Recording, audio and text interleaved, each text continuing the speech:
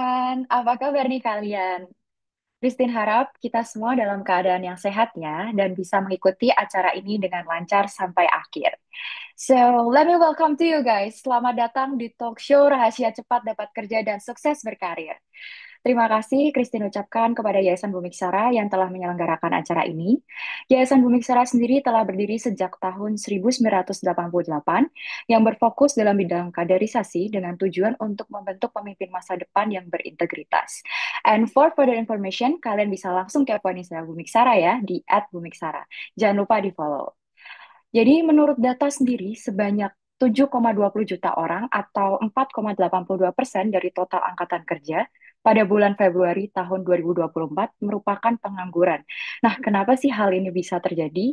Salah satu faktor yang menyebabkan hal ini terjadi adalah adanya ketidakseimbangan antara pekerjaan dan pertumbuhan tenaga kerja dan menciptakan persaingan ketat antar tenaga kerja.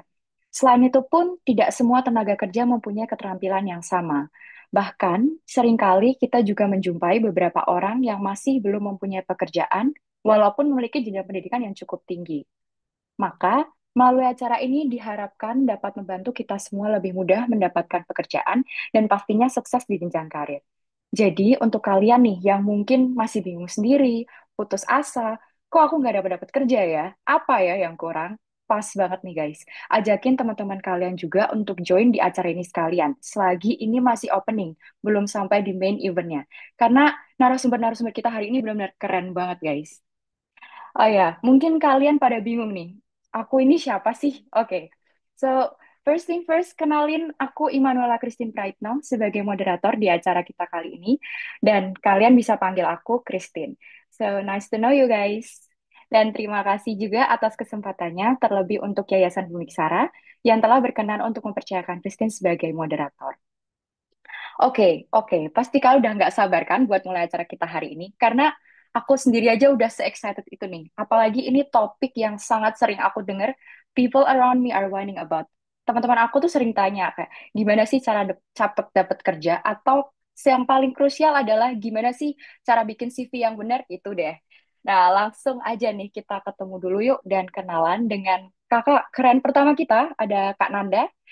Kananda adalah lulusan Fakultas Psikologi UI yang telah berkarir di bidang HR selama 6 tahun. Kepeduliannya terhadap manusia membawanya untuk berkarir di bidang HR, sebab dengan berkarir di bidang HR, Kananda bisa membantu pengembangan banyak orang. Belum selesai guys, masih ada satu lagi kak keren kita, ada Kak Cynthia yang sudah 13 tahun berkecimpung di dunia HR, 4 tahun sebagai konsultan di PT Accenture Indonesia, 4 tahun sebagai HR strategist di PT XL Axiata, 5 tahun sebagai OD Manager di Sinarmas Mining Group. Wow, what an achievement kak, keren banget ya buat our speakers pagi ini. Mungkin aku sapa dulu, hai Kak Nanda. Halo, Immanuel. Ya, Panggilnya boleh panggil Immanuela ya, bener ya? Christine aja kak, Oh, Christine, udah Christine. kepanjangan. Oke, siap. Halo, Christine. Halo, teman-teman semua. Pagi. Halo Kak, apa kabar nih Kak? Puji Tuhan, luar biasa sehat. Oke, gitu juga. Untuk Kak Cynthia, apa kabar juga ini Kak? Halo, apa kabar? Halo Salam Kak, kenal. salam kenal juga Kak. Ini posisi lagi di rumah Kak atau di mana Kak? Di rumah, di rumah. Kan Oh liburan oke, hari Sabtu ya. oke siap deh. Berarti udah sangat prepare gini ya Kak. Iya Oke dong. Kak, siap. Oke, Kak. Kayaknya udah pada kepo juga nih. Langsung kita mulai aja ya, Kak. Di kesempatan terakhir sudah sempat dibahas untuk apa ya istilahnya bridgingnya gitu ya tentang dunia karir, terutama di bagian CV nih kemarin memang lebih ditekankan. Tapi mungkin karena beberapa peserta masih ada yang baru join nih, Kak. Kita kilas balik sebentar kali ya, Kak ya. Mungkin sebelum lanjut, kira-kira dari talk show terakhir ada review tambahan nggak, Kak, mengenai cara membuat CV yang stand out ke HRD? Mungkin dari Kak Nanda dulu. Oke, berarti aku bahas secara singkat ya, buat Iya, teman-teman berarti ada yang baru join hari ini ya. iya, Kak. Oke, siap. Nah, kemarin itu sebenarnya dari pertemuan lalu udah dibahas detail ya, cara bikin CV gimana gitu. Yang paling penting sebenarnya keynote point yang pertama adalah teman-teman harus bisa mengcustomize CV gitu. Artinya adalah sesuaikan CV teman-teman, profil teman-teman yang sesuai dengan posisi ataupun apapun yang mau teman-teman daftar gitu. Contohnya, misalnya kalau aku ya di bidang psikologi gitu ya. Dulu tuh aku punya dua CV, CV buat aku ke lembaga psikologi, sama CV ketika aku mau mendaftar sebagai HR gitu. Nah, ketika aku mau mendaftar ke lembaga psikologi, aku tonjolkan pengalaman-pengalaman yang terkait dengan misalnya menjadi terapis gitu ya, freelance-nya, atau misalnya aku pernah membuat program yang berhubungan dengan anak kecil gitu. Nah, kalau ke HR, aku menyesuaikan profilku yang sesuai dengan CV itu adalah aku pernah magang di beberapa perusahaan yang di bidang HR gitu. Itu keynote point pertama. Keynote point kedua adalah teman-teman harus tahu gitu ketika membuat suatu CV, teman-teman harus tahu apa yang mau teman-teman tonjolkan dari diri teman-teman. Makanya teman-teman penting untuk eksplor sejak dini buat teman-teman yang masih kuliah, penting untuk eksplor sana sini, eksplor magang lah, eksplor misalnya menjadi freelance atau misalnya teman-teman bergabung dengan suatu organisasi. Itu untuk meningkatkan hard skill maupun soft skill teman-teman gitu sehingga dari awal teman-teman udah tahu teman-teman tuh maunya di bidang apa sih nanti ketika kerja bukan mencari-cari lagi dari awal gitu itu mungkin dua keynote point yang pertemuan dari kemarin ya Christine gitu mungkin nanti bisa ditambahkan sama Kak Cynthia. Oke, oke Kak. Thank you Kak Nanda. Mungkin dari Kak Cynthia mau ditambahin? Oke, menambahkan saja, misalkan perlu diperhatikan juga salah satu tips waktu kita custom ini ya, custom CV, itu kita bisa lihat dari iklan iklan dari position tersebut gitu. Jadi kan biasanya biasanya kan diiklankan ya, diiklankan di apa websitenya atau di LinkedIn-nya. Nah itu kalau aku pribadi tuh sering juga kalimatnya ku tweak agar ku ubah agar mirip dengan yang diiklankan gitu. Nah itu biar keyword-keywordnya, jadi jangan jangan betul-betul sesuai plek-plekan ya, tapi kata kuncinya gitu. Misalkan dia mencari orang yang bisa membuat atau mendesain organization structure, struktur organisasi. Nah itu biasanya aku sesuaikan dengan di CV-nya dan itu ditaruh di paling atas gitu. Nah, jadi customnya juga bisa dari situ. Jadi kita baca juga dia tuh kebutuhannya apa saja. Nah, itu dari situ bisa. Ya, itu aja sih tambahannya. Oke, oke mantap. Jadi udah sangat amat jelas ya untuk cara membuat CV yang bisa stand out gitu di mata recruiter tuh kayak gimana gitu guys. Jadi bisa di take notes langsung nih guys. Oke Kak, mungkin kemarin karena tadi aku sempat bilang kalau kemarin itu bridgingnya, mungkin sekarang udah agak masuk lebih dalamnya gitu ya Kak. Nah, yang aku sering pengalaman aku sendiri nih Kak, aku sedikit cerita ya. Jadi pengalaman aku adalah seleksi yang panjang untuk masuk ke salah satu perusahaan gitu. Padahal waktu itu aku hanya sekedar magang untuk 1 bulan Kak, tapi tahapannya itu ada 10 sendiri gitu. Nah, yang mau aku tanyain itu gimana sih cara menghadapi proses seleksi yang panjang dan kompetitif dan kira-kira dari Kak Cynthia ataupun Kak Nanda ini ada nggak kayak tips and trick untuk tetap optimis dan fokus selama proses rekrutmen yang lama itu gitu Kak. Untuk mulai dari Kak Cynthia dulu boleh? Oke. Memang ya kalau untuk seleksi itu kan jujur ya aku kalau yang di Accenture sendiri itu prosesnya aja setahun. Jadi bahkan aku udah lupa kalau aku pernah apply di situ gitu. Jadi memang perlu ditekankan juga bahwa di sini ya tetap kita ada apa mengedepankan keimanan kita juga ya. Jadi pokoknya apa yang sudah kita usahakan kita lakukan yang terbaik. Setelah itu ya let it go aja gitu. Maksudnya sambil menunggu di situ jangan terlalu fokus. Aduh gimana ya gitu istilahnya tebar jaring aja sebanyak-banyaknya ya kalau kita apa namanya masih fresh graduate ya tebar jalan tapi dengan memperhatikan apa namanya ya itu tadi yang disampaikan Nanda minat kita maksudnya jangan asal tebar jala juga jadi maksudnya oh yaudah apa-apa dimasukin gitu enggak juga gitu tetap tetap berusaha sesuai dengan minat dan bakat kita juga nah lalu selama waktu tersebut kita isi waktu yang positif. Jadi ambil sertifikasi atau ambil magang. Jadi selama 1 tahun itu aku waktu itu kerja di perusahaan lain dulu di Jogja gitu. Jadi kan kalau di Accenture kan di Jakarta ya. Jadi selama 1 tahun aku kerja di Jogja itu 2 kali. Jadi yang pertama aku bahkan cuma 9 hari. Jadi cuma 9 hari, terus habis itu dapat offering lain yang lebih bagus gitu. Ya udah akhirnya keluar, terus baru apa setelah 9 hari itu karena jauh juga sih tempatnya ya, jauh terpencil itu aku keluar. Terus habis itu kerja kurang lebih 1 tahun, udah lupa itu ada pernah apply di Accenture, tiba-tiba dipanggil lagi gitu. Jadi memang nggak usah menyerah gitu. Jadi yang terpenting kita do the best aja karena kan kadang-kadang dari beberapa company itu juga mereka kumpulin database ya misalkan mungkin kamu nggak diterima di situ siapa tahu nanti dari dia share ke anak perusahaan atau temennya itu ada chance juga kesempatan seperti itu gitu sih. Mm-mm. Terus selain itu juga waktu itu aku kayak eh, apa namanya ada melakukan pekerjaan lain kayak itu ikut yang kemarin pertemuan kemarin aku cerita juga aku ikut tim surveyor gitu. Nah, itu juga nambah skill juga sih gitu. Ya. Oke, oke Kak, oke sangat menarik ya. Maksudnya ternyata juga terkadang ada kita apply ke satu perusahaan, perusahaan itu punya database. Kalau kita nggak terima ini mungkin bisa di anak perusahaan yang lain ya. Dari situ juga bisa ya Kak ya. Iya. Oh ya tambahan juga aku kayak yang di Mm-mm. Sinarmas Mining ini itu Mm-mm. tuh setelah 3 kali baru akhirnya masuk. Jadi aku Oh, sampai di interview 3.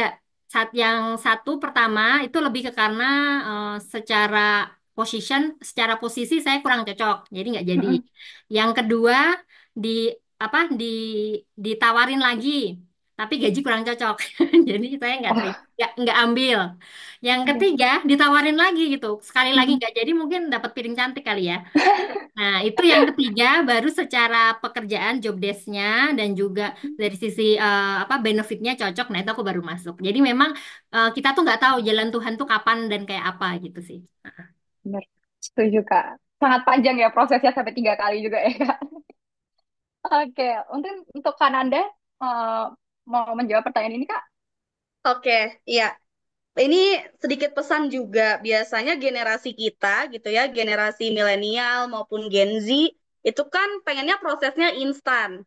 Jadi banyak orang yang tidak sabar gitu. Sebenarnya nggak apa-apa gitu. Kalian daftar di suatu perusahaan sambil daftar yang lain itu nggak apa-apa banget. Karena kan belum tentu keterima ya.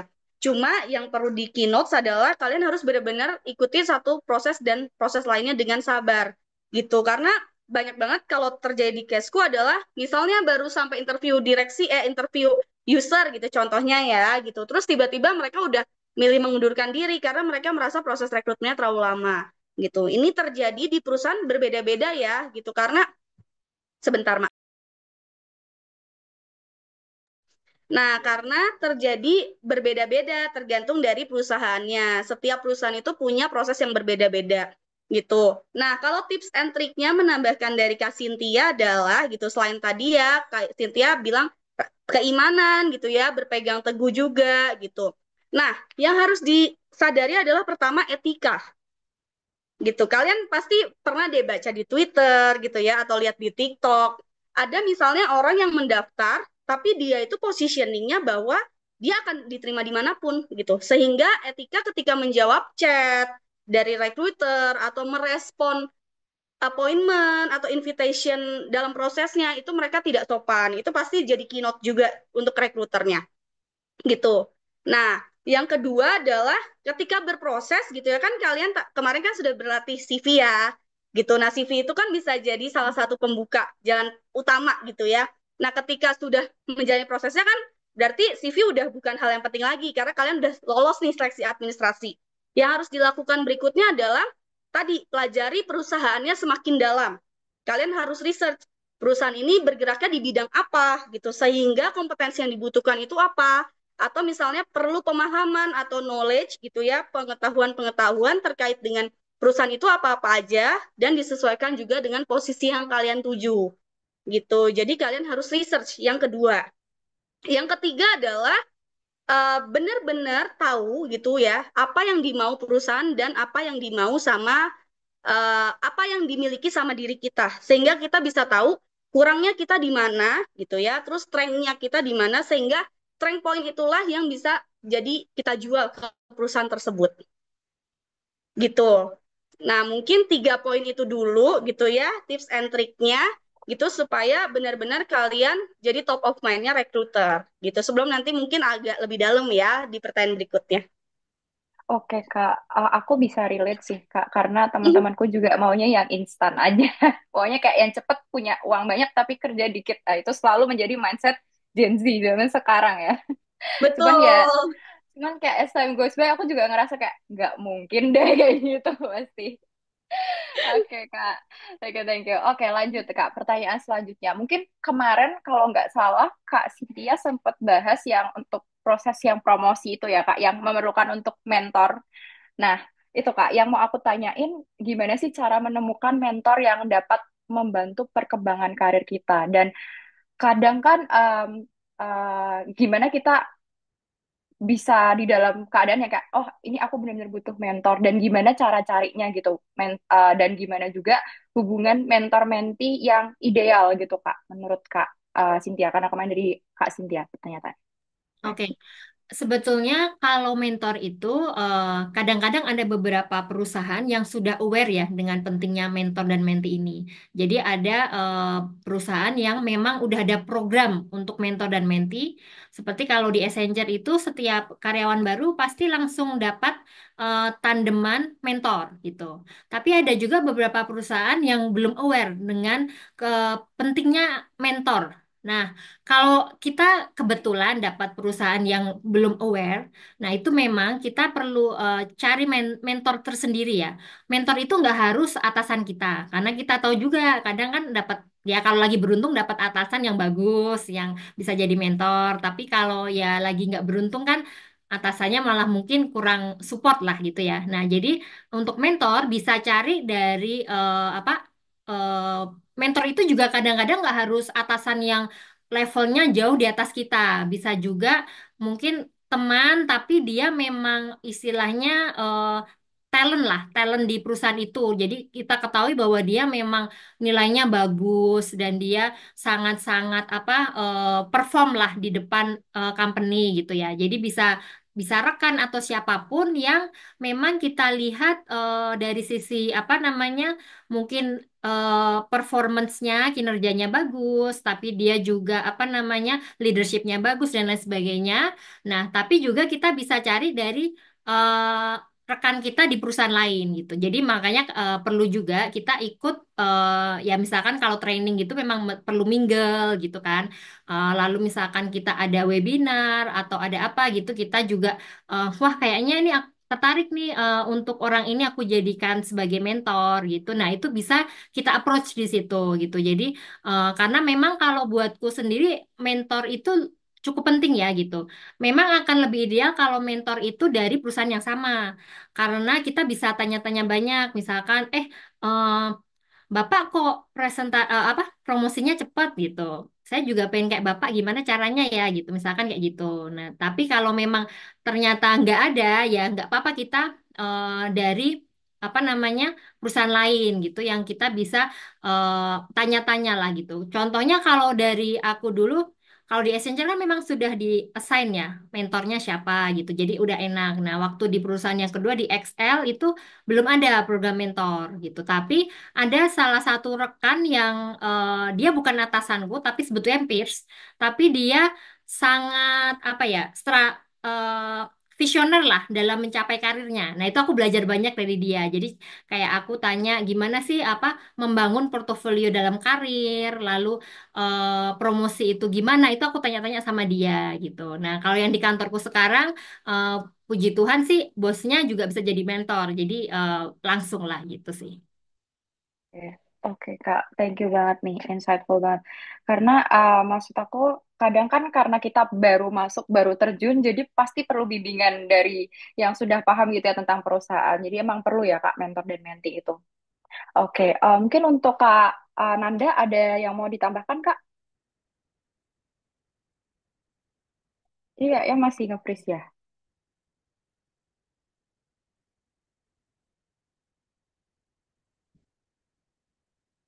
Oke, mungkin Kak Nanda lagi lost signal. Mungkin aku izin menambahkan Kak dari Kak Cynthia ataupun Kak Randes misal ada yang mau ditambahin langsung aja Kak. Jadi feel free aja emang kita konsepnya kan santai ya Iya. ini. Dan mungkin Christine juga izin mengingatkan untuk peserta yang mempunyai pertanyaan langsung aja ya bisa via chat Zoom nanti bisa Christine bantu tanyakan dan remind juga untuk yang mau e-certificate silahkan bisa langsung mengisi di link evaluasi yang ada di kolom chat. Thank you guys. Oke Kak, lanjut pertanyaan dulu ya sambil menunggu Kak Nanda nanti mungkin kalau mau menambahkan ya Kak Cynthia. Tadi berkaitan juga dengan mentor dan menti, ada juga tadi Kak Cynthia bahas tentang perminggelan ketika ada sesuatu apa ya istilahnya kegiatan gitu di perusahaan. Nah, gimana sih cara membangun networking yang efektif? Oh, hai Kak Nanda. Halo Kak Nanda, halo. Maaf banget, sinyalku It's okay Kak. buruk karena hujan besar. Oh, it's okay Kak, it's okay Kak, it's Ini tapi okay. suaraku jelas nggak ya? Atau ada suara hujan? Jelas, jelas, jelas, jelas, jelas Jelas kok ya? dengar. Oke. Ah, ah. Mohon Ah, maaf. it's okay Kak, it's okay Kak, santai aja Kak. Oke, mungkin langsung lanjut aja ya Kak, atau Kak Anda mau ada ditambahkan dari yang tadi? Oh, lanjut dulu aja. Oke, oke. Ya. Jadi tadi yang aku tanyain adalah gimana sih cara membangun networking yang efektif? Karena dari pengalaman teman aku sendiri Kak, uh, apa ya? Banyak yang bilang apa ya istilahnya menjilat menjilat atasan biar cepat dapat promosi. Terkadang banyak yang berkata seperti itu biar cepat-cepat promosi gitu. Nah, gimana sih caranya untuk memperluas jaringan tanpa terlihat memanfaatkan orang lain gitu, Kak? Mungkin Kak Nanda apakah udah uh, ready untuk Oke, menjawab ini? udah aman sih harusnya. Oke, oke, oke. Oke, Kak. Mungkin boleh dari Kak Nanda dulu. Oke, iya siap. Gimana cara membangun network ya, gitu. Hal yang pertama adalah, apalagi teman-teman di sini mostly masih muda ya, masih punya banyak waktu untuk explore gitu ya. Fokusnya masih untuk diri sendiri gitu ya. Atau mungkin ada beberapa yang udah berkeluarga gitu. Tapi masih possible banget waktunya untuk digunakan misalnya join suatu community, komunitas. Nah, komunitas itu baik misalnya di kantor maupun di luar kantor gitu ya. Atau misalnya kalau teman-teman punya keahlian yang sama gitu ya, itu juga bisa join komunitas mengenai keahlian gitu. Nah, aku pun juga misalnya yang aku punya gitu ya, link-link yang aku punya itu pun juga misalnya salah satunya dari Bumiksara ini gitu. Bumiksara ini kan juga suatu komunitas ya, teman-teman. Gitu, yang nantinya teman-teman jadi punya kenalan banyak orang gitu. Itu yang pertama, join community. Yang kedua adalah harus berusaha menjadi selalu orang yang tulus.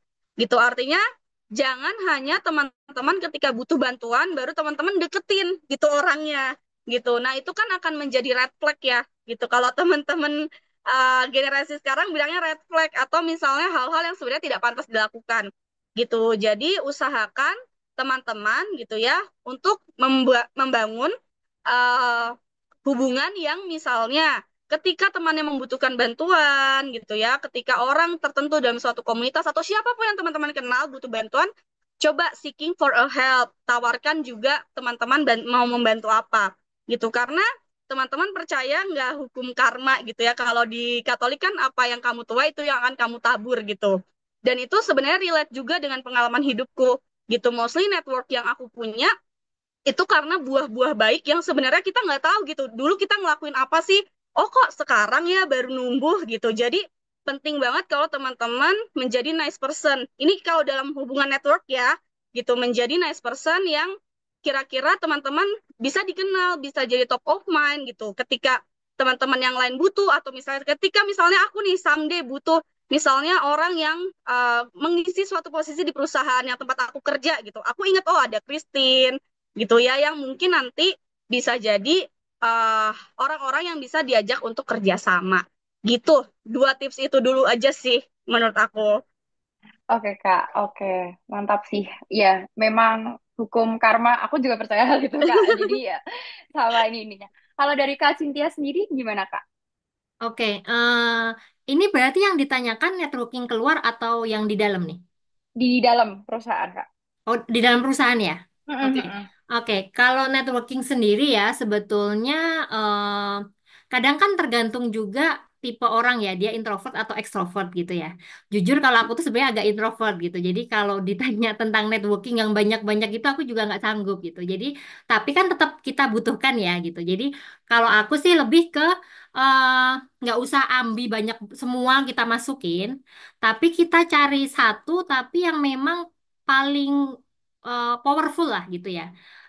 Satu networking, ya satu atau dua lah gitu kesanggupan kita, tapi yang powerful. Jangan kayak kita eh, networking di mana banyak-banyak, tapi sebetulnya itu nanti kayak eh, mengambil waktu kita atau apa namanya produktivitas kita di pekerjaan malah berkurang gitu karena terlalu lama networking. Kadang kan networking malah banyakan nongkrong gitu ya, ngerokok bareng atau apa gitu. Jadi harus harus kita pilah-pilah juga networking mana yang memang mendukung karir kita gitu ya. Nah, setelah kita menentukan nih satu atau dua networking utama yang memang bisa membantu kita, nah itu kayak yang tadi disampaikan oleh Nanda bahwa kita juga memang harus tulus dan juga apa namanya istilahnya kita harus mengumpulkan emotional bank account. Jadi apa ya?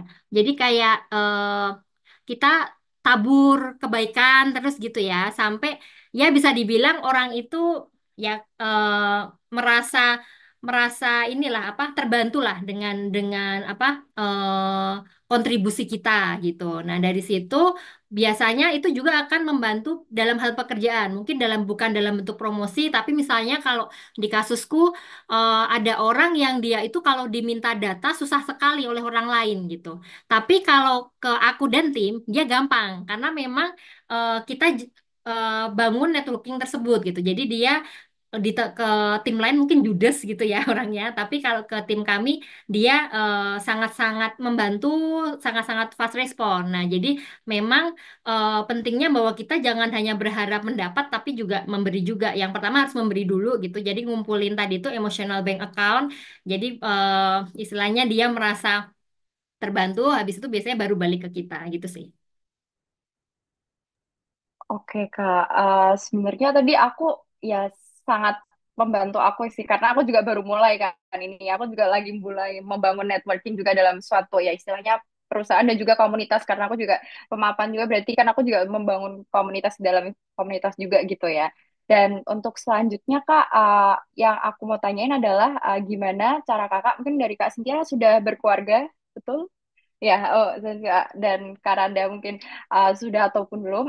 Mungkin yang ingin aku tanyakan adalah bagaimana cara menjaga keseimbangan antara pekerjaan dan kehidupan pribadi sambil tetap berkembang dalam karir. Karena aku lihat Kak Cynthia tuh kan panjang banget ya. Karanda pun juga panjang banget nih.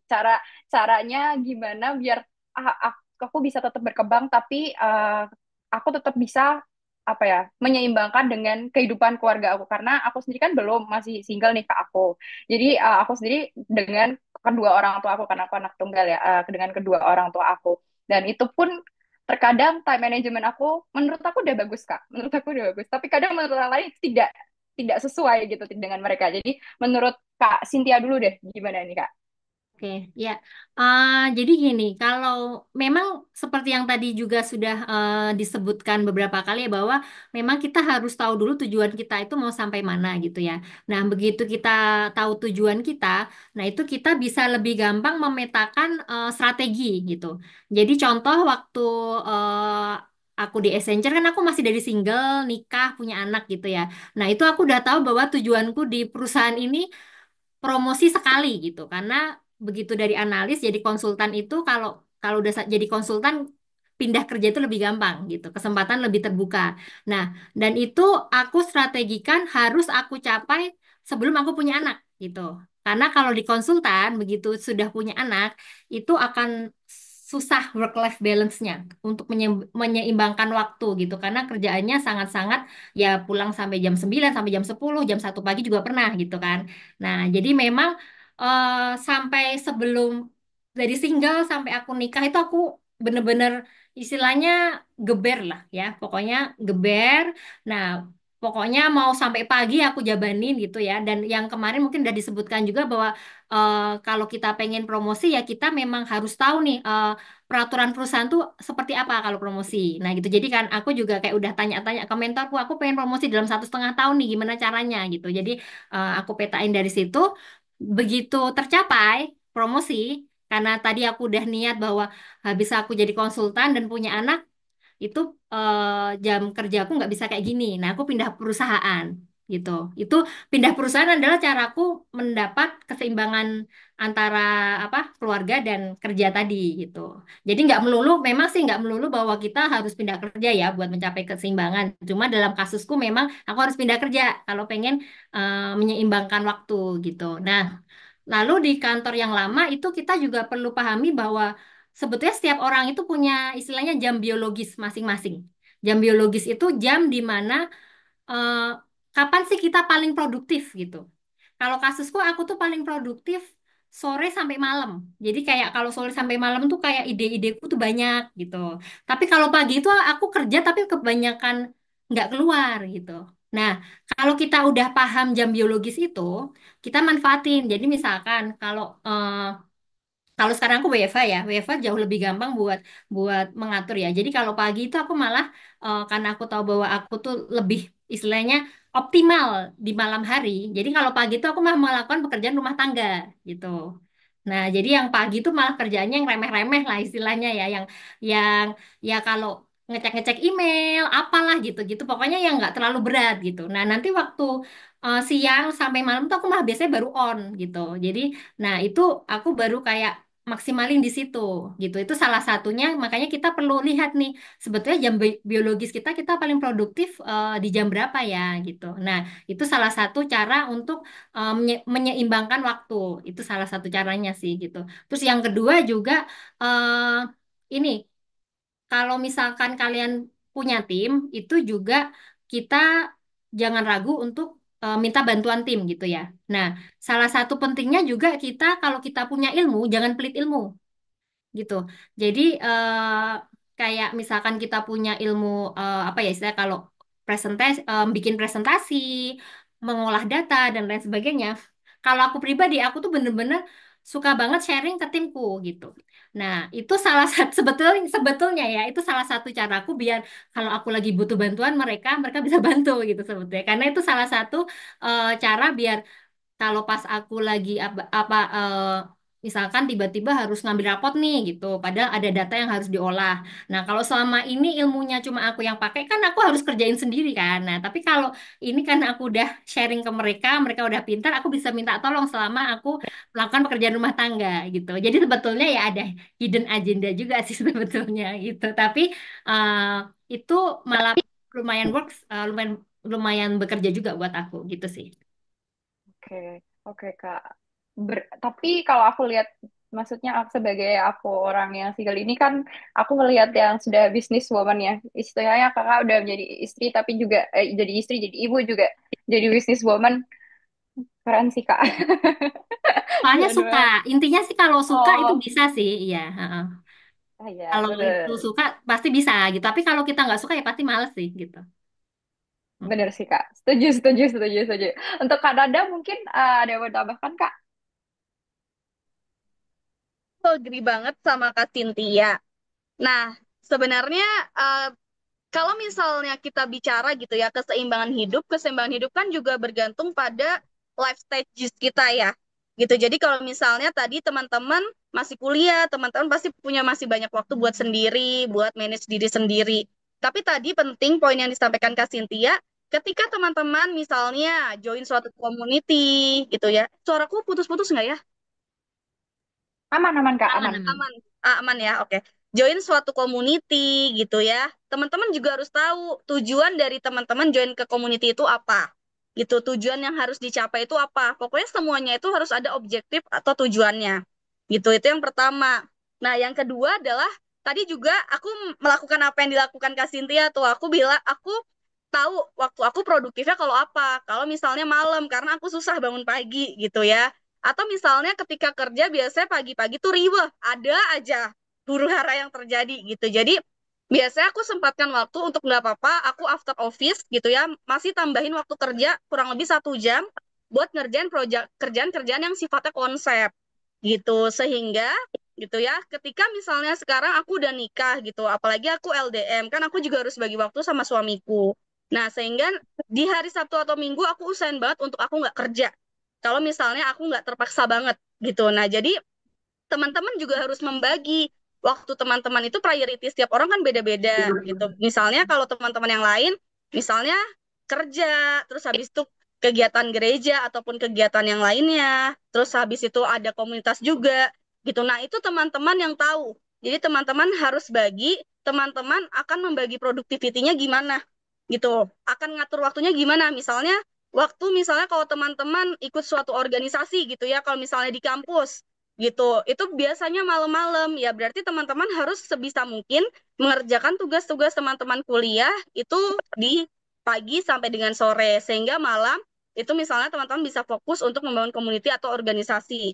Dan di Sabtu Minggunya teman-teman bisa explore hal-hal yang lain, bisa me time atau misalnya teman-teman mau mendalami suatu knowledge tertentu gitu kan sekarang ada bootcamp-bootcamp yang hari Sabtu Minggu gitu. Jadi poin pentingnya adalah teman-teman harus tahu life stages teman-teman sekarang gimana, priority teman-teman sekarang sudah ada di posisi mana-mana aja, dan siapa aja yang harus menjadi priority, gitu, dan gimana cara teman-teman bisa membagi waktu itu dengan baik, gitu. Baginya bisa based on pagi, siang, malam, atau based on weekend, weekday, gitu. Nah, itu priority teman-teman masing-masing, gitu sih. Oke, Kak. Jadi memang penting buat apa ya istilahnya targeting dan planning gitu ya, Kak. Urgent importantnya mana Betul. aja gitu ya. Lebih ke situ ya berarti ya. Betul, betul. Nah, Emang, tapi maaf nambahin lagi. Planning and organizing itu jadi salah satu hal yang penting juga, soft skill yang penting juga ketika teman-teman nanti di dunia kerja sih. Gitu. Karena sesuatu yang urgent itu banyak banget akan terjadi gitu. Misalnya teman-teman merencanakan untuk hari ini kerjaan to-do list A, B, C, D gitu. Tiba-tiba atasan teman-teman munculin to-do list munculin to-do list misalnya F gitu ya. Nah, itu Betul. teman-teman harus bisa setting priority-nya gimana gitu. Dan teman-teman harus tahu, teman-teman mengerjakan suatu pekerjaan itu temponya berapa menit gitu. Itu teman-teman harus kenali diri sendiri. Misalnya untuk pekerjaan yang sifatnya administratif, 1 jam aja cukup gitu. Sehingga aku masih punya banyak waktu buat ngerjain kerjaan yang lain gitu. Jadi itu perlu dilatih dari sekarang untuk teman-teman bisa planning and organizing. Oke, mungkin agak sedikit following question. Uh, Mm-mm. karena tadi kan sempat ada banyak, misalnya ada yang urgent tiba-tiba gitu ya, Kak, ya. Iya. Kegiatan ataupun yang disuruh dengan atasan gitu. Kakak pernah nggak mengalami ada yang namanya di fase burnout gitu? Dan gimana cara kakak ngatasi, uh, cara terbaik kakak untuk mengatasi adanya burnout ini, Kak, gitu? Oke, dari aku dulu berarti atau Kak Cynthia? Boleh, boleh dari Kak Rada dulu, nanti habis itu Oh, dilanjut Kak Siti. oke, siap. Burnout itu pasti banget terjadi teman-teman. Apalagi kalau teman-teman kuliah kan teman-teman ada pause-nya ya. Gitu. Pause-nya ya pas lagi liburan semester gitu bisa pause. Nah, terus libur-libur yang lainnya kan teman-teman juga bisa pause ya. Karena biasanya kerja kuliah tuh banyak lah liburnya. Aku aja dulu pas kuliah tuh kayak ngerasa waktuku banyak banget luangnya gitu. Makanya aku bisa eksplor sana sini. Nah, begitu kerja, hidup teman-teman tuh tidak akan pernah berhenti gitu. Misalnya teman-teman pun dapat jatah cuti gitu ya. Jatah cuti pun juga kan pasti nggak sampai misalnya kalau di tempatku cuma 12 hari kerja gitu. Itu kan juga teman-teman harus bisa manage gimana pun caranya supaya teman-teman bisa memanfaatkan cuti teman-teman dengan baik gitu. Nah, burnout itu banyak faktornya. Tapi yang harus teman-teman sadari adalah tandanya, simptomnya gitu.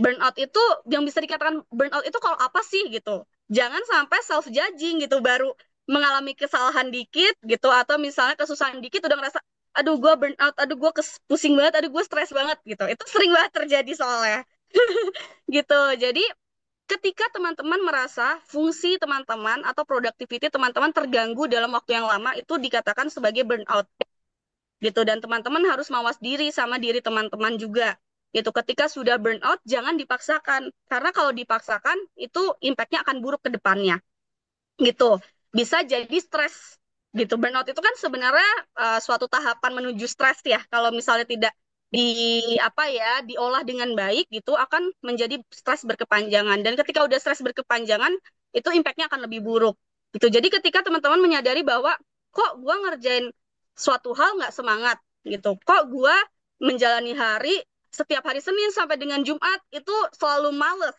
gitu, selalu merasa nggak produktif. Itu misalnya bisa jadi salah satu tanda burnout gitu. Nah, ketika burnout, self coping teman-teman tuh beda ya. Maksudnya cara dia mengatasi burnout tuh beda-beda. Ada yang misalnya healing gitu ya, pergi ke suatu tempat yang sepi, atau misalnya pergi ke suatu tempat yang ramai, atau misalnya melakukan hal-hal yang dia sukai gitu. Itu beda-beda. Nah, kalau aku sebenarnya biasanya kalau aku ngerasa burnout, aku mengatasinya dengan aku ambil jatah cuti gitu ya, tapi yang deket weekend, terus aku pergi ke suatu tempat gitu. Kalau aku biasanya gitu, aku butuh untuk reconnecting lagi dengan diriku untuk bisa ngerasa kenapa gue burn out ya gitu. Itu bisa jadi salah satu caranya. Atau cara lainnya, ketika aku misalnya burn outnya itu karena misalnya diomelin terus sama atasan. Aku ngerasa kadang kok gue worthless banget ya jadi orang, apa-apa salah gitu. Nah, terus aku biasanya kalau burnoutnya sebabnya karena itu, aku mengambil course justru untuk meningkatkan kemampuanku supaya aku merasa tidak worthless lagi gitu. Jadi ketika burnout, yang sebenarnya penting untuk teman-teman lakukan adalah coba identifikasi penyebab burnoutnya teman-teman dulu, sehingga copingnya akan berbeda gitu. Teman-teman menyembuhkannya dengan berbeda gitu. Dan itu caranya ada banyak banget. Nanti tergantung dari teman-teman burnoutnya karena apa dulu gitu. Lebih ke healing ya berarti ya Kak Narda ini. Kalau Healing misalnya sama burnout. tadi, aku kalau burnoutnya karena ngerasa worthless gitu ya, jadi kan stres Mhm, juga ya, ngerasa mhm, dirinya kok nggak mampu melakukan apa-apa atau kok salah terus gitu. Nah itu aku justru burnoutnya dengan aku memotivasi diriku buat ikut suatu course supaya aku merasa mhm. lebih pede lagi gitu. Juga meningkatkan skill ya Kak berarti ya. Mm-mm, mm-mm. Tidak negatif aja kalau burnout gitu. Oke Kak. Betul. Oke, kalau dari Kak Cynthia gimana nih Kak? Oke, burnout ya. Kalau burnout sih sebenarnya kurang lebih sama ya yang tadi disampaikan Nanda ya. Jadi intinya kita harus tahu penyebabnya apa, lalu dari situ kita apa eh, apa yang kita lakukan buat mengatasi itu ya. Nah, kalau kalau aku sendiri tuh ada dua burnout. Burnout yang memang masih bisa diatasi secara ya hobi ya. Nah, tadi kayak ditanyain kok bisa kayak aku ibu terus kerja masih jualan. Jualan itu sebetulnya salah satu mekanismeku menghadapi burnout sebetulnya gitu. Jadi jadi apa? Jadi ya solusi burnout yang berfaedah ya karena nambahin duit juga sebetulnya gitu. Jadi memang kalau kalau aku sendiri dulu jualan ini juga awalnya waktu malah karena lagi bosan-bosannya di kantor sih gitu. Jadi lagi bosan di kantor terus dan memang aku suka jualan dan batik gitu. Jadi aku jualan gitu dan berlanjutlah sampai sekarang gitu. Nah, tapi memang ada juga ada kalanya burnoutnya tuh kayak nggak bisa diatasi dengan jalan-jalan Sama santai lagi juga mirip lagi aja. baca Mirip banget. apa Tapi nonton ngeliat lagi beda Netflix atau ternyata. apapun gitu mungkin ada yang nggak bisa gitu ya. Nah itu memang kadang-kadang yang berujung dengan burnoutnya aku harus pindah kerja gitu ada juga sih pernah gitu. Jadi memang perlu kita lihat juga penyebabnya tadi sih terutama apa gitu. Apakah memang masih bisa teratasi dengan apa solusi-solusi simpel seperti jalan-jalan dan lain sebagainya atau memang berarti ini kayak udah tanda untuk kita ganti karir gitu sih. Berarti lebih diidentifikasi dulu burnoutnya itu gara-gara apa. Setelah itu baru mulai di self coping kita sendiri. Kalau misalnya nggak bisa, kita akan mencari bantuan gitu ya kak ya. Iya, sama itu tadi pentingnya kita punya mentor tuh itu karena waktu burnout juga Hmm.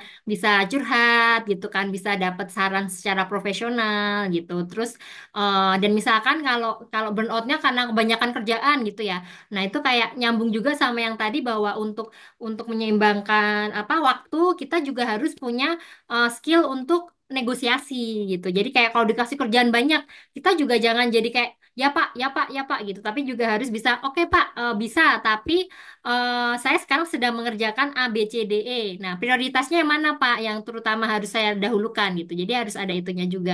Itu salah satu misalkan yang burnout karena kebanyakan kerjaan misalkan gitu. Gitu Kak. Tapi Kak, aku sedikit cerita pengalaman Kak. Tapi kan karena maksudnya aku sebagai orang yang baru terjun di dunia karir gitu Kak.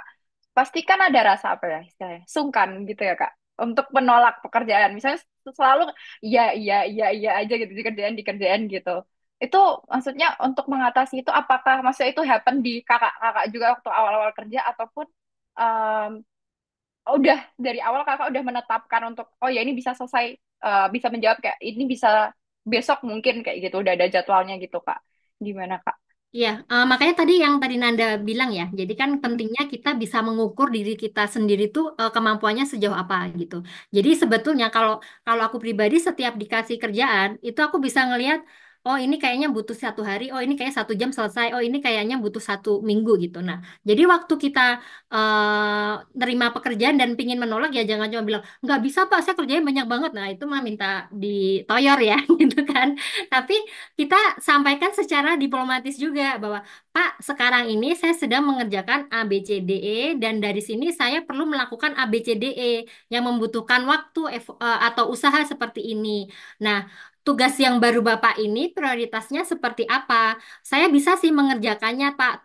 Dan tapi kalau deadline-nya besok, saya mungkin baru bisa mengerjakan dengan kualitas seperti ini gitu. Mungkin baru bisa mengerjakan 50%-nya. Tapi kalau saya diberi waktu kira-kira tambahan 2 hari, saya bisa mengerjakan sampai selesai sesuai dengan ekspektasi Bapak. Nah, bisa bisa kayak gitu. Jadi kita jelaskan apa yang sudah kita lakukan. Dan memang ada kalanya juga kita mungkin harus menunggu ya. Seperti kalau masih anak baru ya udah telan aja dulu pakai pokoknya sampai tipes lah gitu ya. Nah, eh, tapi memang jangan lama-lama karena kadang-kadang gimana ya? Kalau di dunia kerja itu hmm, kadang-kadang ada jargon gini juga. Rajin pangkal diperbudak. Jadi kita itu kalau dunia kerja nggak bisa kalau cuma rajin doang gitu ya. Kita harus rajin tapi tetap harus pinter gitu loh. Jangan sampai kita dimanfaatkan orang gitu ya. Jadi memang dari awal juga kita harus memperlihatkan bahwa oke kita tuh bisa melakukan hal ini, tapi kita juga sebenarnya mampu untuk bernegosiasi, mampu menyuarakan gitu. Apa namanya bahwa mungkin karena nggak sanggup nih kalau kayak gini daripada nanti sakit juga kan gitu kan. Nah itu tapi ya itu cara negosiasinya kurang lebih kayak gitu sih gitu. Nah, tapi memang itu bisa dilakukan kalian harus bangun citra dulu ya. Jadi harus menunjukkan bahwa dari awal tuh makanya pentingnya dari awal kita juga berusaha memberikan kinerja terbaik gitu. Jadi biar biar kayak kepercayaan bos terhadap kita itu terbangun gitu. Jadi begitu bos lihat oh iya emang anak ini bisa diandalkan kok gitu. Mendingan aku kasih waktu lebih lama 1 hari karena toh dia juga selalu bagus ngerjainnya gitu. Nah, jadi memang itu harus dibangun gitu sih. Oke Kak, aku take notes Kak. Jadi aku bisa implementasikan pada dunia kerja. Untuk Kanada mungkin ada yang ditambahkan Kak? Oke, setuju banget sih sama Kak Cynthia, aku relate banget. Karena iya, awal-awal ya aku masuk dunia kerja tuh aku kayak jadi orang Jawa yang iya-iya aja gitu. Semua diterima-terima aja. Sampai akhirnya aku pernah makanya aku pas Kak Cynthia bilang tipes aku ketawa gitu. Nah, tapi setelah tipes itu ya, aku baru sadar kayak sebenarnya ini tuh bukan pekerjaan aku nggak sih gitu. Aku tuh ngambil pekerjaan ini ngeiyain tuh karena memang disuruh sama atasan gitu. Nah, jadi memang benar negosiasi salah. Negosiasi itu jadi hal yang penting di dunia kerja gitu. Tapi untuk kamu bisa menego atasan, kamu juga harus punya daya jual dulu. Harus punya nilai jual dulu sehingga atasan bisa oke deh, nggak apa-apa. Aku tetap nungguin Nanda kerjain karena aku tahu kalau Nanda yang ngerjain pasti bagus gitu. Tadi benar banget yang dibilangin sama Kak Cynthia gitu. Nah, mungkin tips and trick lainnya adalah teman-teman harus pahami juga karakteristik dari atasan yang teman-teman ini ya, yang teman-teman yang memberi kerja ke teman-teman gitu. Pahami dulu ada beberapa atasan yang ketika ditolak dengan halus pun dia nggak bisa gitu. Jadi kalau kayak gitu saran dari aku adalah kok yang secepat-cepatnya gitu tapi dengan sih jadi teman-teman harus bisa membagi waktunya dengan baik gitu tapi ada atasan juga yang sebenarnya gitu ada tipikal yang atasan suka lupa jadi kalau misalnya lagi inget aja maaf ya aku chat Nanda malam-malam mumpung aku inget gitu. Nah, kalau tipe-tipe atasan yang kayak gitu, teman-teman bisa tanyain, oke Bu, Pak, tapi sebenarnya ini deadline-nya Ibu butuhnya kapan gitu. Jadi teman-teman juga gitu. Jadi sebenarnya itu nggak penting dan urgent untuk teman-teman kerjain sekarang gitu. Jadi penting banget untuk memilah informasi, memilah tugas gitu ya. Karena sebenarnya mostly nggak semua atasan gitu pengen dikerjainnya tuh saat itu juga atau butuh urgent banget gitu. Tapi ada juga memang atasan yang butuh urgent sekarang banget gitu. Biasanya kalau kayak gitu karena ada tuntutan dari direksi lah gitu atau atasan lainnya lagi gitu. Gitu sih teman-teman. Oke, Kak. Jadi lebih ke pertama membentuk nilai jual kita dulu, terus yang kedua memahami pastinya karakteristik Mm-mm, atasan dan juga memilah ya pekerjaan-pekerjaannya itu. Gitu. Oke, Kak. Ini ada betul. pertanyaan dari salah satu partisipan nih, Kak. Namanya Agnes Ivana. Apakah kakak-kakak pernah mengalami diskriminasi terkait gender? Bagaimana cara untuk memperkuat kesempatan women in leadership dalam dunia kerja? Mungkin dari Kak Hmm. Cynthia dulu. Oke, diskriminasi ya.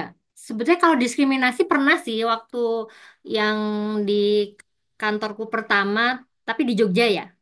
Nah, itu memang dia lebih ke cowok ya, mungkin karena pabrik sih ya gitu. Jadi diskriminasinya waktu itu kayak kalau secara compensation benefit tuh yang cowok lebih tinggi gajinya gitu. Terus, nah, cuma kalau dari sisi pekerjaan dan lain sebagainya nggak ada. Jadi diskriminasinya lebih ke secara compensation and benefit tadi itu gitu. Nah, cuma setelah itu kan aku pindah ke Accenture gitu, terus habis itu XL, terus Dynamics Mining sih so far nggak pernah ada diskriminasi terhadap wanita sih. Bahkan kalau di Excel itu direkturnya cewek, di Accenture juga direkturnya cewek gitu. Jadi memang kalau sejauh ini sih dan aku juga apa namanya cerita-cerita sama teman-temanku sih kalau di sini sebenarnya sekarang jarang ya ada diskriminasi terhadap perempuan ya. Jadi bahkan malah banyak yang leader-leader cewek gitu sih. Terus tapi kalau memang untuk memperkuat kesempatan wanita itu ya intinya sih memang kita harus kalau sebagai wanita ya apalagi nanti misalkan sudah berumah tangga itu memang harus pintar-pintar buat inilah bagi waktu lah untuk kehidupan rumah tangga dan untuk karir itu seperti apa. Kalau memang ingin sekali berkarir ya berarti memang kita harus membuat strategi yang tepat untuk itu gitu sih. Berarti bukan lebih ke kayak tindakannya, tapi emang dari perusahaannya yang ya compensation yang tadi kakak bilang ya, bukan Mm-mm. di tindakan gitu Iya, ataupun makanya aku kinerja. resign. Oh, gara-gara itu kak. Nggak sih, selain itu ya memang karena kalau di Accenture kan kesempatannya lebih luas juga sih gitu. Oke oke. Kalau dari Kak Nanda mungkin ada pengalaman kak atau gimana kak? Oke, kalau aku justru diskriminasinya bukan karena perempuan atau pria ya, perempuan atau laki-laki, tapi diskriminasinya terhadap ras tertentu. Itu juga sebenarnya kita nggak menutup informasi akan itulah ya, gitu. Aku terbuka aja. Itu di beberapa perusahaan ada yang kayak gitu teman-teman, gitu. Jadi eh, teman-teman harus bisa identify gitu. Makanya ketika masuk itu kan hal-hal yang sebenarnya teman-teman nggak tahu ya kalau teman-teman belum masuk gitu. Kalaupun teman-teman udah masuk ke perusahaan itu juga butuh waktu beberapa lama gitu untuk bisa tahu bahwa oh ternyata ketika naik karir, ketika ada leadership tertentu yang dibutuhkan, ada preferable tertentu gitu. Yang sebenarnya itu nggak salah juga. Karena perusahaan pasti punya strateginya masing-masing, kenapa dia preferable-nya lebih ke ras tertentu lah. Atau misalnya gender tertentu gitu. Nah, yang harus kita lakukan adalah pinter-pinter untuk bisa mendesain gitu. Tapi mendesainnya juga dengan penuh pertimbangan ya, teman-teman. Jangan karena sentimen pribadi atau misalnya teman-teman merasa kok jenjang karir aku nggak naik ya, apa karena aku perempuan gitu. Nah, teman-teman coba berusaha kalibrasi informasi secara komprehensif dengan siapapun yang ada di perusahaan tersebut. Sehingga teman-teman tidak jadi sentimen pribadi atau subjectivity teman-teman pribadi aja yang bisa jadi salah gitu terhadap point of view teman-teman.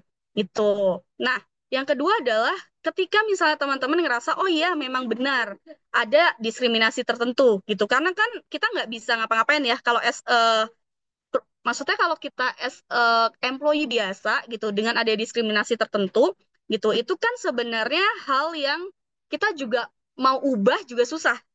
Karena biasanya itu memang ada strateginya gitu, strategi perusahaan yang memang memilih itu gitu. Nah, kalau teman-teman memang merasa tidak cocok, ya resign aja gitu. Karena aku ngerasa tadi sama kayak Kak Cynthia, akhirnya aku resign lah dari perusahaan yang sebelumnya karena aku merasa ada diskriminasi tertentu dan aku merasa dengan aku well perform, bahkan waktu itu atasanku tuh udah memberikan nilai yang baik lah intinya gitu. Tetapi dari manajemen gitu ya, ada kebijakan-kebijakan tertentu yang memang tidak bisa diubah. Akhirnya dari atasanku pribadi juga yang menyuruh, Nanda better kamu cari better opportunity deh. Cari kesempatan lain gitu. Karena kalau di sini kan kamu udah tahu nih, udah paham. Kejadiannya begini, begini, begini gitu. Nah, kalau teman-teman dekat sama atasan, punya atasan yang suportif, itu jadi good point sih buat teman-teman. Untuk bantu decide juga gitu. Gitu. Nah, meskipun banyak ya di Indonesia, di perusahaan well-known company, yang udah bisa eh, menghargai gitu ya woman as a leader gitu. Buktinya Kak Cynthia kan juga udah departemen head ya. Kak Cynthia tuh udah manajer gitu. Di perusahaan-perusahaan yang lainnya juga banyak kok yang udah menyetarakan gender. Bahkan di Caliber Unilever sekalipun gitu ya. Waktu itu kan presiden direkturnya pernah wanita kan gitu. Di Pertamina pun juga gitu. Di Astra pun juga banyak gitu. Jadi memang ketika merasa udah nggak cocok, jangan buang-buang waktu teman-teman gitu. Jadi selama teman-teman masih ada kesempatan, masih muda, dan teman-teman tahu objektifnya apa, teman-teman itu harus pintar menentukan strategi sih menurut aku. Hmm. Jadi nggak menutup kemungkinan ya Kak ada diskriminasi kayak gitu ya, nggak Nggak termasuk menutup hanya gender. kemungkinan, nggak menutup kemungkinan. Karena ya itu balik lagi, kebijakan company itu beda-beda, setiap company itu punya strateginya masing-masing untuk bisa kapitalisasi marketnya, meningkatkan profitnya gitu. Dan kalau kita belum menjadi as a leader di sana, terus kita mau mengubah, pasti effort yang kita keluarkan lebih banyak sih.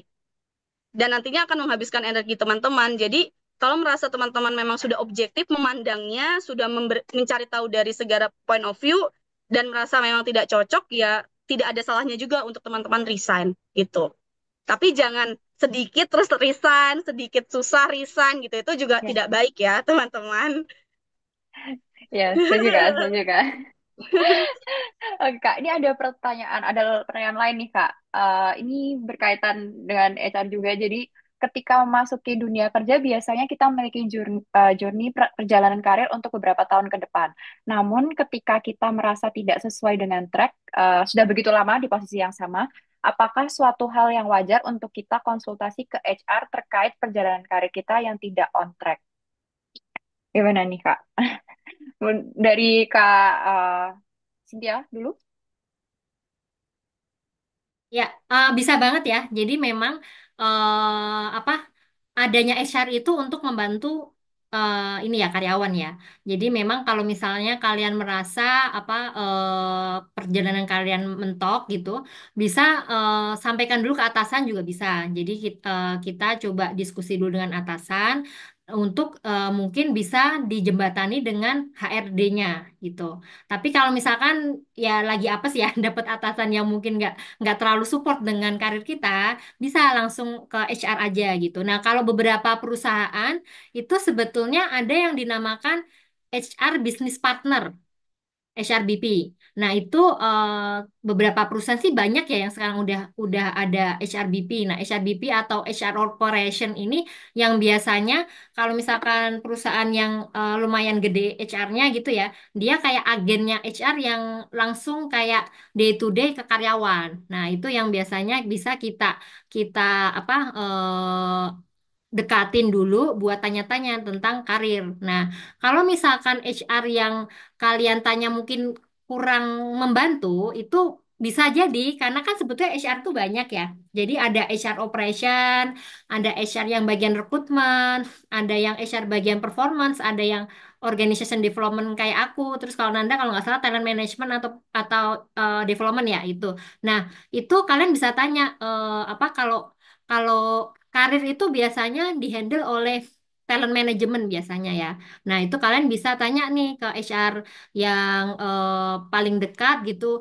Bisa nggak konsultasi dengan bagian talent management? Saya mau tanya-tanya nih tentang perjalanan karir saya gimana baiknya gitu. Nah, itu nanti bisa konsultasi di situ. Karena ya memang aku akui bahwa nggak semua HR itu tahu tentang karir gitu ya, tentang perjalanan karir. Jadi memang perlu kita cari orang yang tepat gitu. Tapi jangan jangan ragu ya kalau ada tanya. Kadang aku lihat juga memang karyawan tuh ngerasa mungkin orang HR-nya tuh kok jauh banget ya, kayak nggak bisa dikontak nih gitu.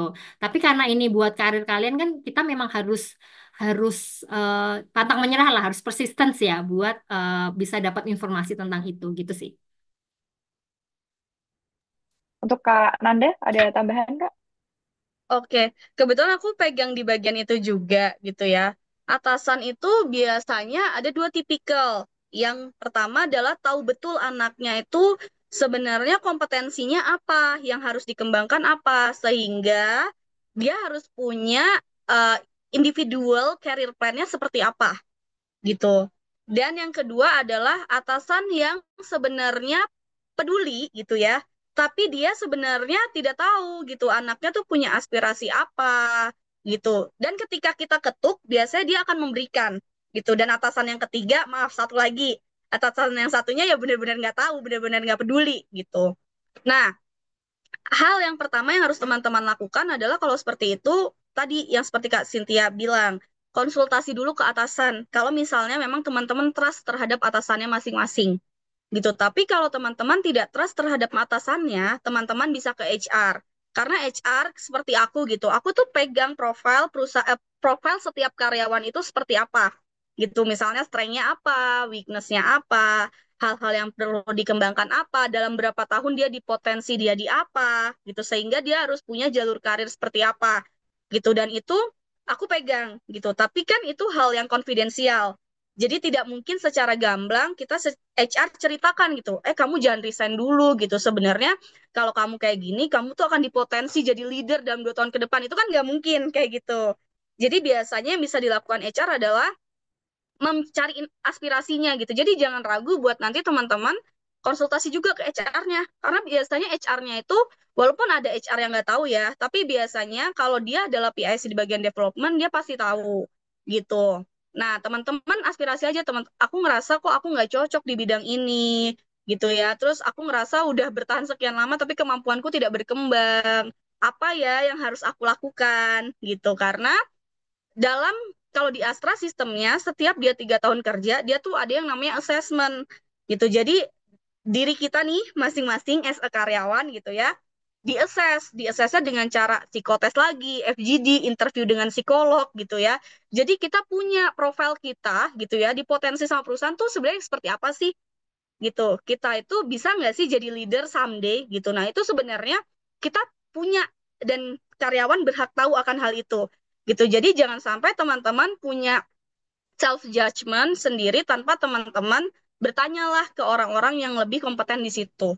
Gitu karena biasanya nanti HR udah punya plan kok buat kalian masing-masing.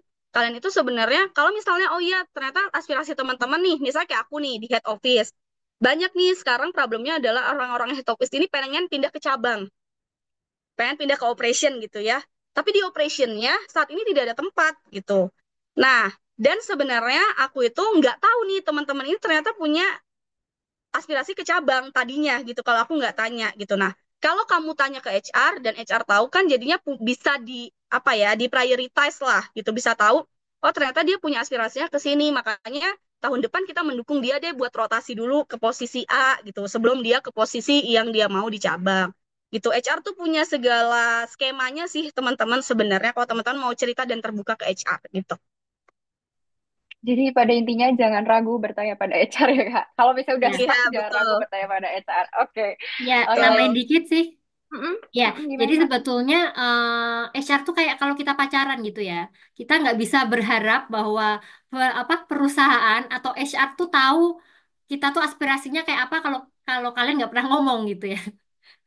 Karena jujur ya, kadang-kadang tuh ada employee yang juga berharap, ya harusnya HR kan tahu nih, apa maunya employee itu kayak apa.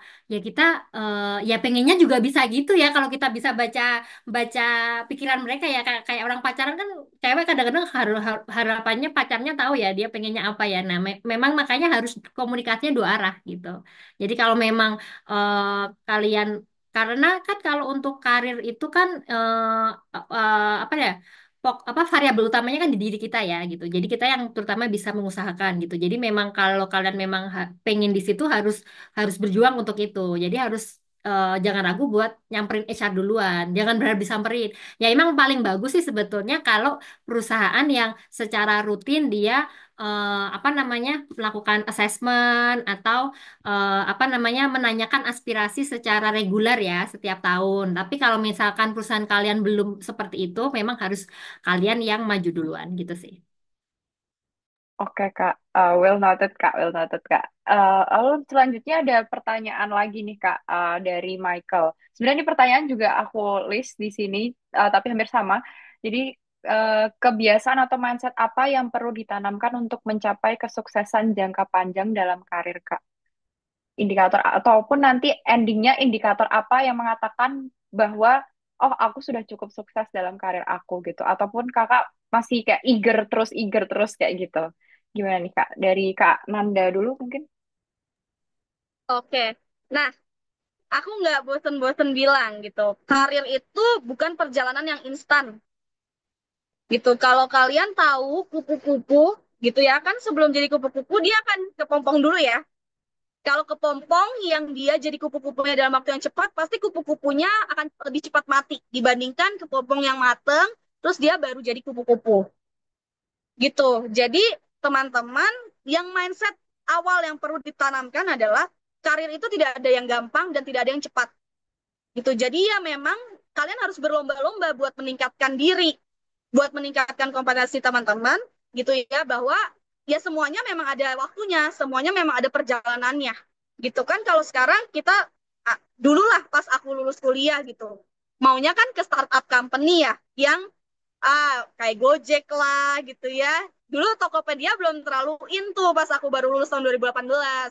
Gitu, semua mau ke Gojek gitu. Terus kan sekarang kita lihat beberapa startup banyak yang jadinya nggak sustain, nggak jangka panjang gitu. Nah, begitupun kalau misalnya teman-teman ke korporat. Kalau ke korporat itu jenjang karir itu diciptakan regulasinya memang dalam jangka waktu yang lama. Kayak misalnya kalau di Astra di tempatku itu dia per 3 tahun baru bisa mengajukan kenaikan golongan. Nah, semuanya itu ada filosofinya gitu. Jadi teman-teman harus tahu teman-teman objektifnya mau sampai mana gitu ya, dan teman-teman harus sabar buat melalui itu gitu. Jadi itu mindset yang pertama ya. Nah, mindset yang kedua adalah jangan quitting ketika baru susah sedikit. Karena kalau teman-teman pindah ke company, kecuali misalnya kayak Kak Cynthia ya, kan ada objektif yang mau dicapai gitu ya. Nah, kalau misalnya teman-teman ternyata gitu ya, baru susah sedikit, terus punya misalnya masalah sama atasan gitu, tapi sebenarnya masih bisa diatasi gitu. Terus teman-teman udah memilih buat quitting, aku jamin teman-teman akan menjadi hal yang sama ketika teman-teman pindah ke company lain gitu. Karena di company lain pun pasti ada yang kayak gitu.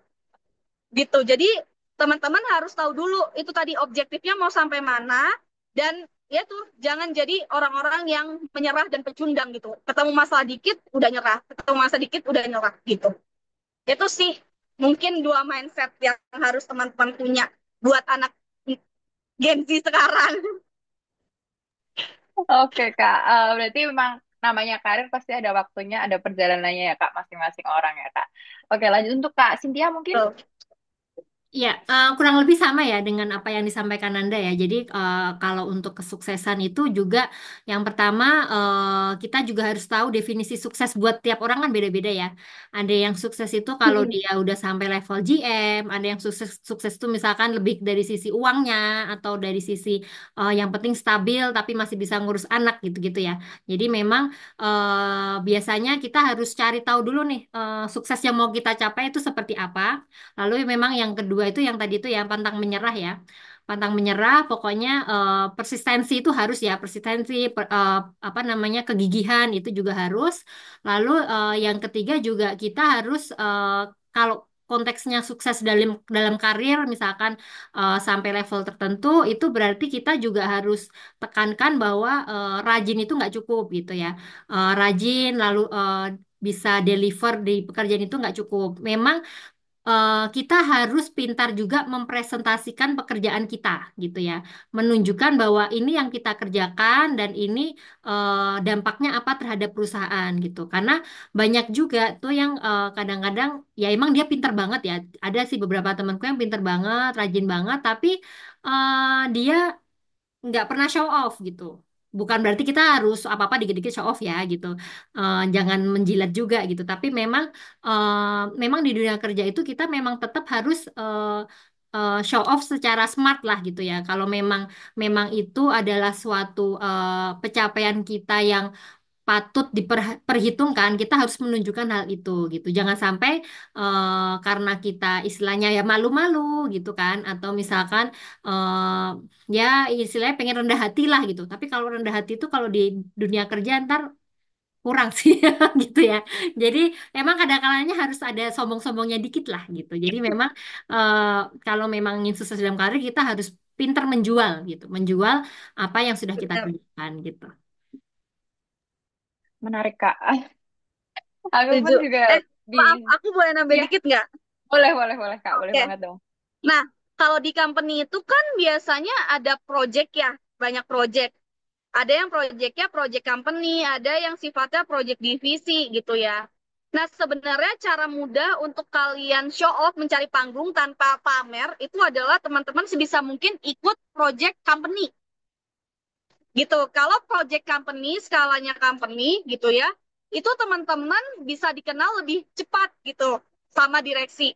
Gitu. Kalau teman-teman ada yang malu-malu kayak, aku orangnya pemalu buat show off gitu ya. Mungkin itu salah satu tips yang bisa dilakukan sih gitu. Karena ya itu kita rajin aja nggak cukup, tapi juga kita harus punya strategi buat kita cepet naik karir gitu. Eh, oke, Kak. Mantap, mantap. Mungkin last question nih, Kak. Last question banget. Ini ada pertanyaan dari Dwi Ramadan. Sudah kerja kantoran 6 bulan berjalan dan kadang lanjut di rumah. Jam kerja overtime sampai malam dan hari libur terpaksa kerja karena emang banyak kerjaan dan tidak ada uang lembur. Padahal uh, lima per dua kerja, 5 atau 2 kerja. Ada rasa ingin resign tapi khawatir apalagi baca berita banyak cut dan layoff dan nggak semudah itu asal resign. Gimana nih Kak tanggapan dari Kak Nanda dulu mungkin?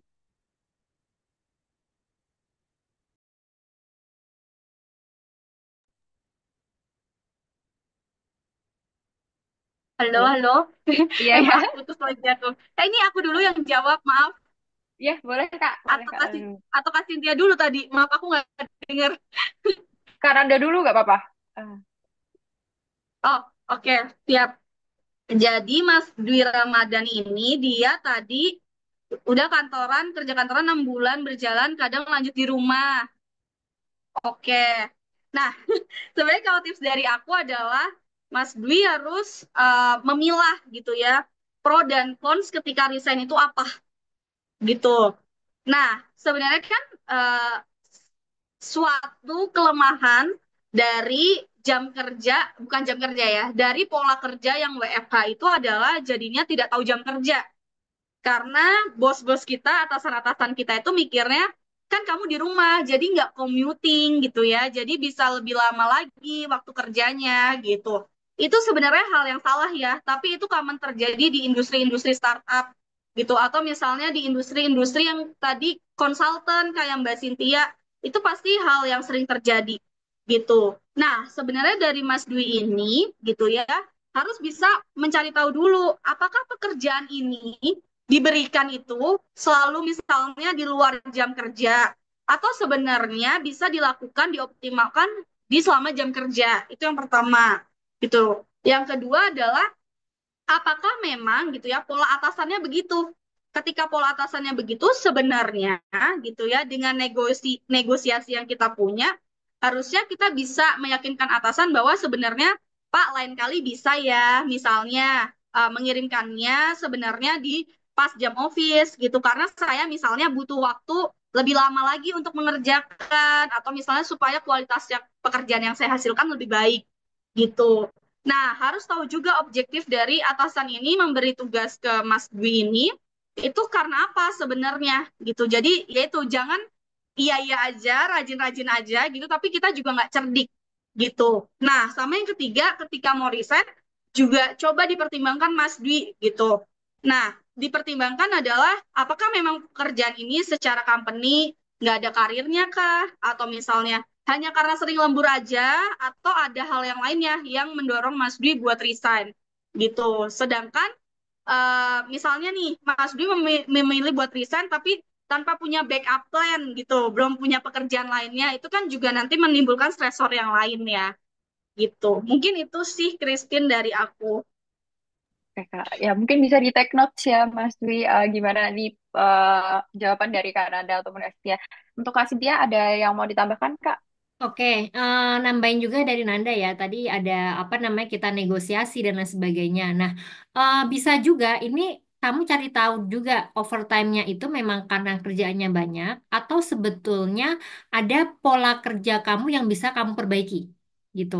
Jadi sediakan waktu kalau perlu pas weekend atau apa untuk mempertimbangkan sebetulnya apakah pekerjaan ini bisa dipersingkat dengan cara tertentu. Misalkan ya, kalau caseku dulu kan waktu awal aku pindah Sinar Mas Mining itu aku lembur banyak, lembur lama ya sampai jam 9 malam, sampai jam 10 malam gitu. Sampai kadang-kadang aku nyesel kayaknya aku salah deh kemarin pindah kerja gitu kan sempat sempat mikir gitu. Tapi setelah itu aku cari tahu sebetulnya ada nggak ya cara biar aku bisa kerja lebih cepat gitu kan. Nah, waktu itu kan aku ada pengolahan data. Ternyata habis itu aku spare waktu di hari Sabtu buat kayak mempelajari data-data yang di kantor tuh ada apa aja.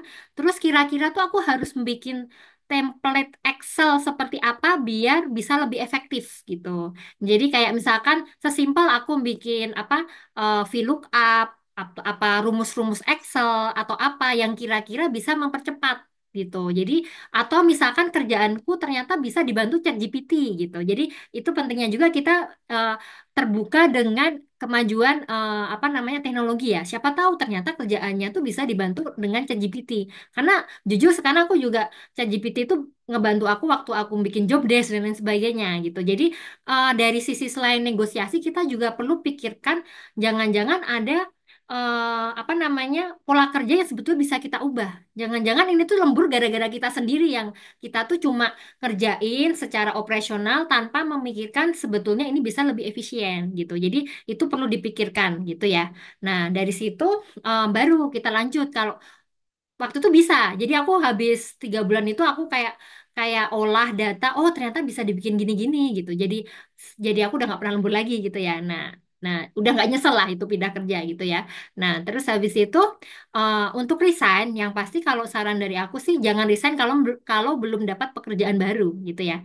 Terlalu risky lah kalau untuk zaman sekarang. Zaman dulu aja juga risky. Aku nggak pernah sih pindah resign kalau belum dapat kerjaan baru ya gitu. Jadi perlu juga dipertimbangkan yang tadi Nanda bilang faktor-faktornya apakah ada faktor pendorong lain atau faktor penarik lain.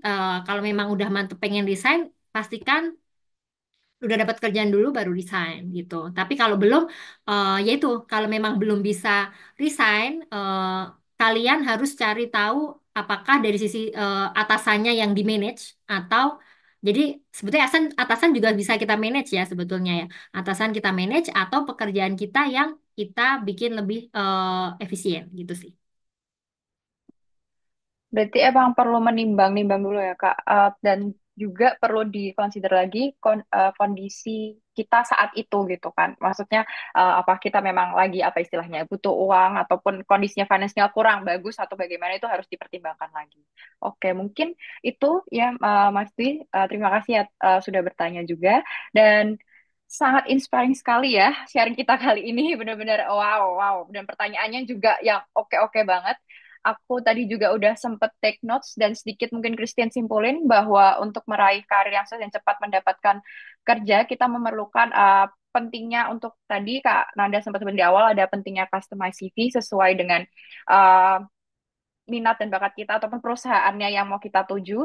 Kemudian juga perlunya kesabaran untuk seleksi yang lama pastinya, lakukan yang terbaik dengan etika yang pastinya bagus. Perlunya juga mentor dan menti untuk juga membangun networking yang efektif. bisa juga join ke suatu komunitas dan selalu menerapkan targeting dan planning dulu gitu.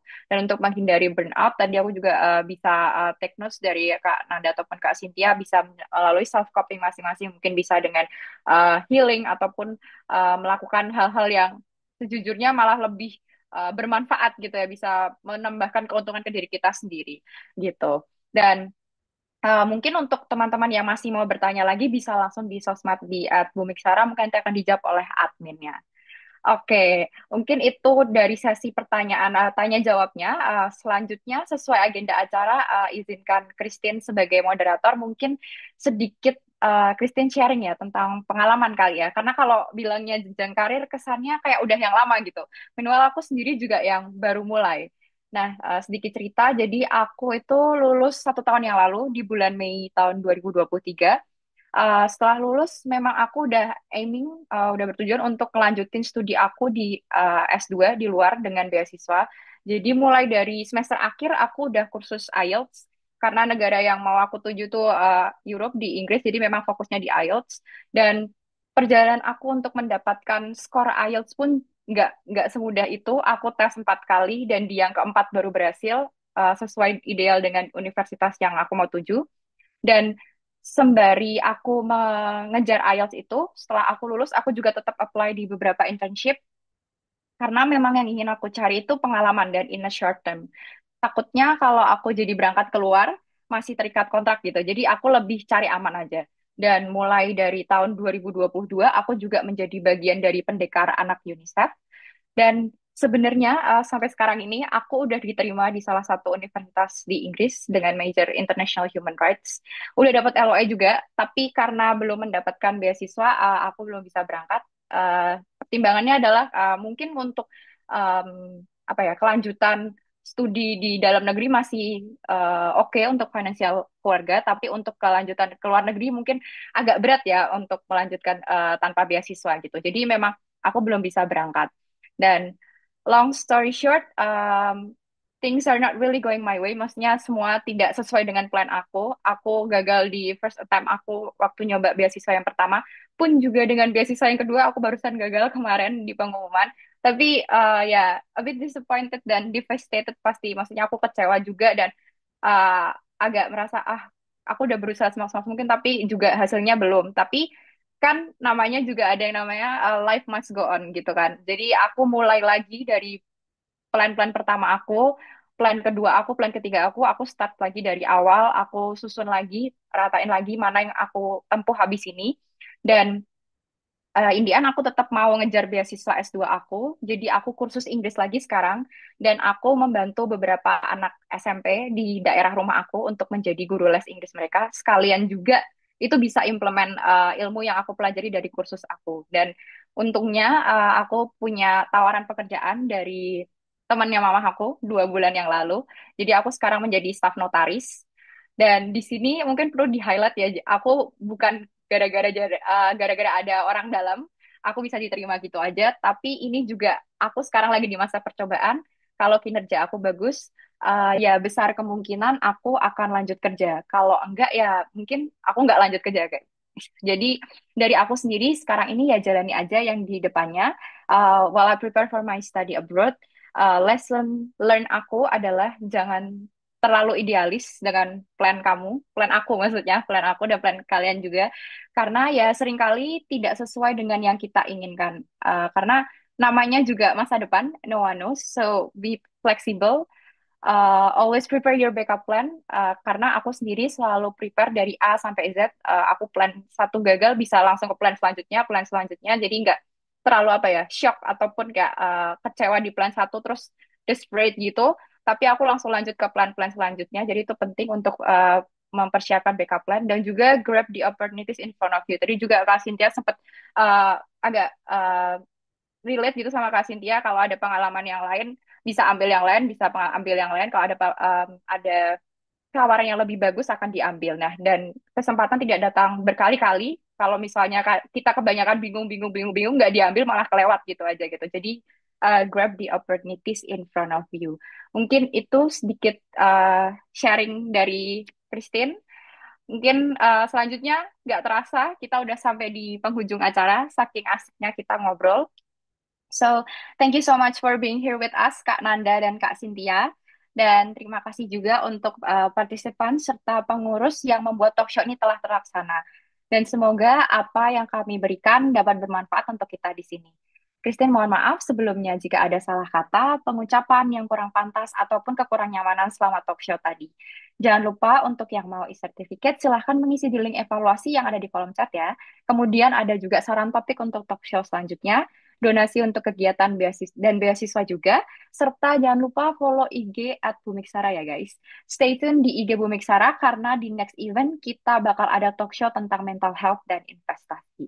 Again, that's it. I'm Christine and I'm checking out. See you on another occasion, guys. Thank you. Bye, thank you. Thank you, Kak. Thank you, Christine dan Kak Cynthia dan teman-teman semua. Ya, thank you Kak Nada juga, Kak Cynthia, dan semuanya.